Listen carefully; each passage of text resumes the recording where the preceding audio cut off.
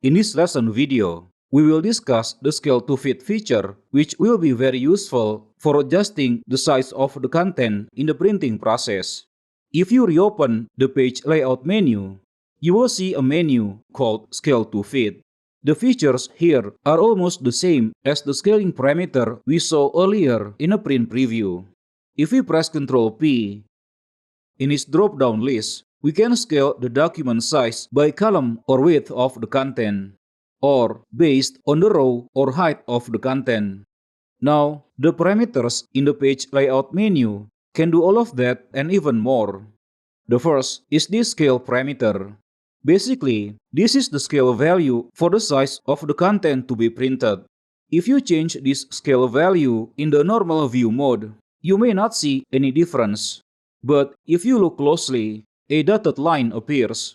This dotted line is actually a page break or the boundary line of the page that will be printed.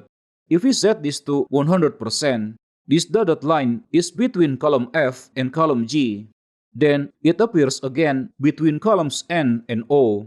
If I keep reducing the scale size, the dotted line will continue to shift to the right. When the scale value reaches 70%, now the entire width of the table is on the left side of this dotted line. Indeed, predicting the printing result in the normal view is rather difficult. That is why we use a special view mode, namely page layout, just like before. We can see that in this view mode, the table fits into the width of one paper. For now, I am returning it to 100%.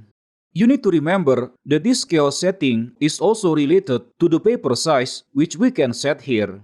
For example, if I change the paper size to A3 for example, a scale value of 100% is sufficient to fit the width of this table. For now, I am using the A4 paper size. Next, we will discuss the two parameters above, width and height. Let's cover the height parameter first. The way this parameter works is as follows. If I set this to be one page, then the entire height of the table will be made to fit on one page. The scale value is now locked from changes, but we can see that the current value is 49%. Maybe we need to zoom out to about 20% to see the whole page.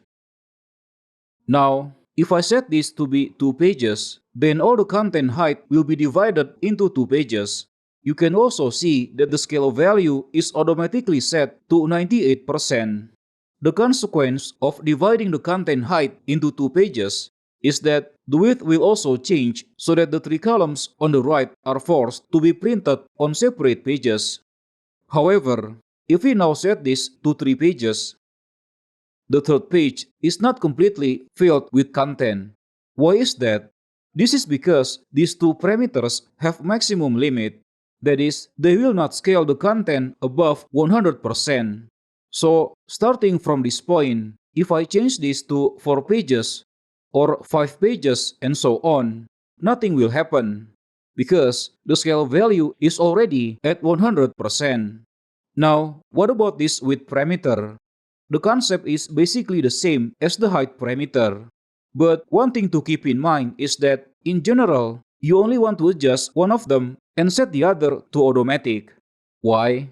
Because if these two parameters are active, Excel will only look for the smallest scale value. For example, if I set the height to 3, we have something like this now.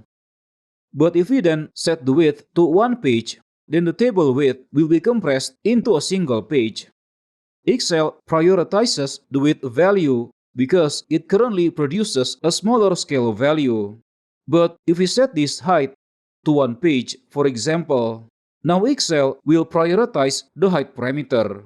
Changing this width value to 2 pages or 3 pages, etc. has no effect, because all these values will result in a larger scale value. So again, generally, you don't want to set these two parameters at the same time. Besides, it is confusing for us to manage. Excel also only cares about one of them, which is the one that produces the smallest scale value. So, if you want to set it based on the width, just set the height parameter to automatic. And this applies to the opposite. The last thing I want to discuss is that you can also set these two parameters in a page setup window. If you press this little button, the page setup window will open. So this field is actually the same as this width parameter, whereas this field is actually the same as this height parameter.